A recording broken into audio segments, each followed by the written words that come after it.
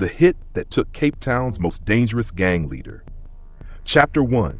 A bloody night in Lavender Hill. Chelsea Nelson and his 11-year-old son, Jordan, were gunned down in a brutal attack that shook Cape Town's gang underworld.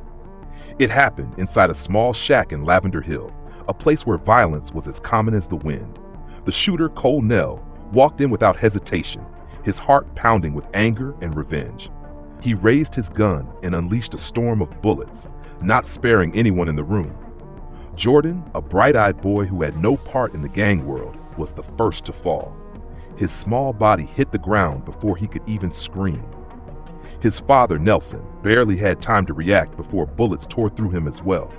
The walls of the shack rattled with gunfire, echoing across the neighborhood. Those inside ducked for cover, praying they wouldn't be next. When the shots finally stopped, Nelson and his son lay lifeless in pools of blood. The man who had once ruled the streets with fear was now dead, and the boy who had only come to visit his father had lost his life in the crossfire. Chapter 2. The Man with a Grudge. Cole Nell wasn't just another gunman. He was a man with a vendetta. He had spent years behind bars for a crime he swore he didn't commit. And in his mind, there was only one man to blame: Chelsea Nelson, the leader of the Fast Guns gang. From his prison cell, Cole had plotted his revenge, waiting for the perfect moment to strike. He knew Nelson was powerful, feared, and surrounded by loyal men, but he also knew that even the strongest leaders had weak moments. When he was finally released, he wasted no time tracking Nelson down. He watched from the shadows, learning his routine and his movements. He needed to be sure to wait for the right time, and when he found out that Nelson's son would be visiting, he saw his chance. It wasn't just about killing Nelson, it was about making him suffer first. Chapter 3. The Witness Who Lived. One man inside the shack lived to tell the tale, though he was never meant to survive. He had been called that morning to help Nelson clean Daga, part of the gang's daily drug trade. It was supposed to be a normal day until Cole walked in with death in his eyes. The witness remembers hearing 2 quick shots, followed by the sound of Jordan hitting the floor. He was frozen, his breath caught in his throat, convinced he was next. But as the bullets tore through the shack, not a single one touched him. It was as if fate had chosen him to bear witness to the carnage. When the shooting stopped, he opened his eyes and saw Nelson lying next to his son, blood pooling around them. His hands were still trembling when the police arrived. Even now, he still wakes up in cold sweats, haunted by the memory. He was meant to testify in court, but Cole's guilty plea meant he never had to take the stand. Maybe that was for the best, because speaking about that night still made his voice shake. Chapter 4. The City That Didn't Forget. Cape Town streets whispered with the news of Chelsea Nelson's death.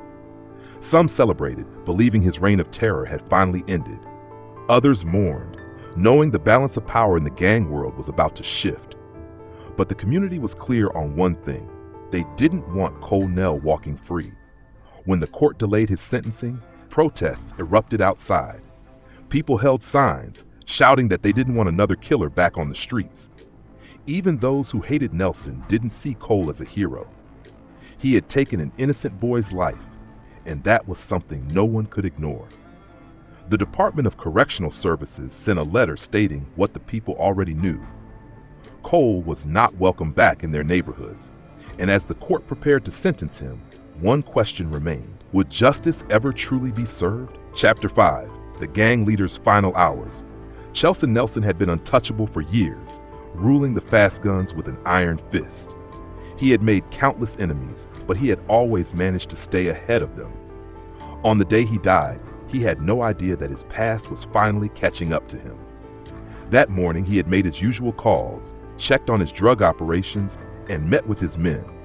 He didn't know that Cole was already watching him, waiting for the right moment. By the time Nelson sat down inside his shack that evening, his fate had already been sealed. The gunman was on his way, the bullets were loaded, and his final moments were ticking away. When the shots rang out, he barely had time to reach for his own weapon. But it didn't matter. His life ended before his hand even touched the gun. And just like that, Cape Town's most feared gang leader was no more. Chapter 6. A son in the wrong place at the wrong time. Jordan Brown was only 11 years old. He had no idea that walking into his father's home that day would be the last thing he ever did. He was a grade 5 student at Prince George Primary, known for his bright smile and love for soccer. He didn't understand the world of gangs, guns, and revenge. He just wanted to spend time with his father, even if his father was a dangerous man. When the bullets started flying, Jordan was the first to fall. Maybe Cole had aimed for him first on purpose, or maybe he was just caught in the crossfire. Either way, his small body hit the ground, his life ending in an instant. His mother would later say he had begged her not to let him visit that weekend. But Nelson had insisted, and she had relented. Now, she was left with nothing but memories and a heart full of grief. Chapter 7, The Prison Betrayal. Colnell had once been a member of the Fast Guns, but prison had changed everything. Inside those walls, gang loyalty was tested, and alliances shifted like sand in the wind. Cole had joined the Flacca's gang, a deadly rival of the Fast Guns. It was a move of survival, but it also gave him an opportunity. He gained the trust of his new gang and promised them something valuable, Chelsea Nelson's life. He was released from prison with a mission, and he wasted no time carrying it out. He didn't just want revenge for himself. He wanted to prove his loyalty to his new brothers. Killing Nelson was his way of showing he was all in. And when he pulled the trigger that night, he knew there was no turning back. The streets belonged to the strongest, and Cole wanted to be on the winning side. Chapter 8, A Guilty Plea and an Unanswered Question. Colnell stood in court, facing the families of the men he had killed. He didn't try to lie, didn't try to fight. He admitted to it all. He had pulled the trigger. He had killed Chelsea Nelson. He had killed Jordan Brown. But there was one question no one could answer. Why did he shoot the boy first? Some said it was an accident. Others believed he wanted to make Nelson suffer before he died. The magistrate listened as witness testimonies painted a chilling picture of that night. And as the courtroom held its breath, waiting for the final verdict, one thing was clear. Cape Town streets would never be the same again.